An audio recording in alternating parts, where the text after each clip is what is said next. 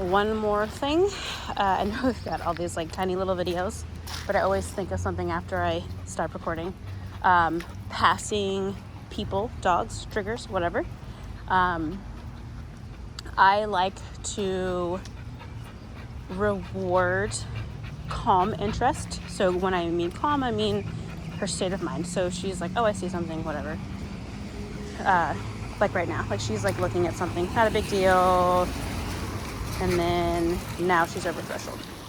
So before she gets to threshold meaning she starts doing like her panic breathing, and she gets kind of like, she just starts moving quicker and scanning and things like that. So I want it to be before she gets over threshold.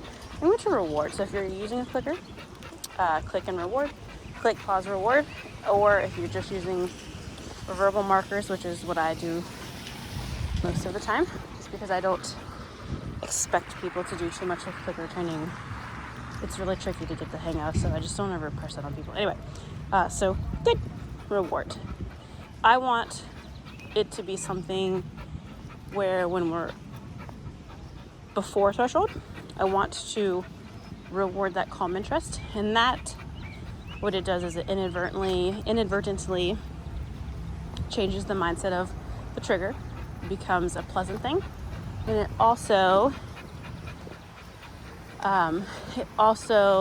puts you in a position where you become the reward. You become more reinforcing.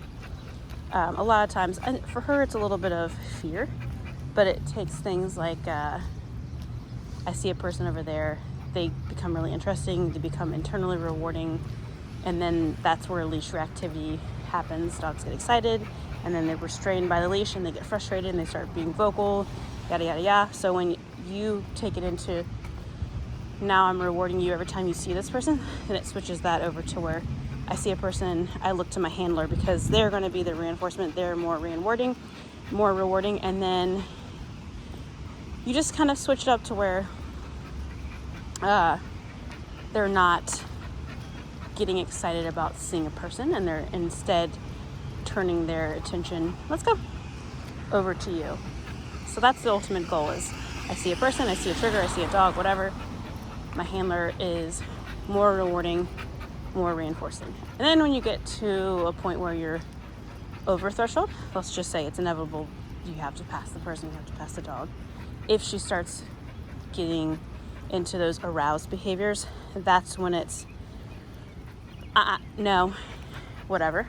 When she fixes it, we're gonna correct when she becomes over threshold. Like, that's just the only thing to do, really. She's not gonna take food, she's not gonna have attention on you, she's over threshold. There's nothing you can do. So we just tell her no. When she fixes it, so right now, good. And then when she stops being aroused, then we reward that. Oh, that was a lot to say. Good girl.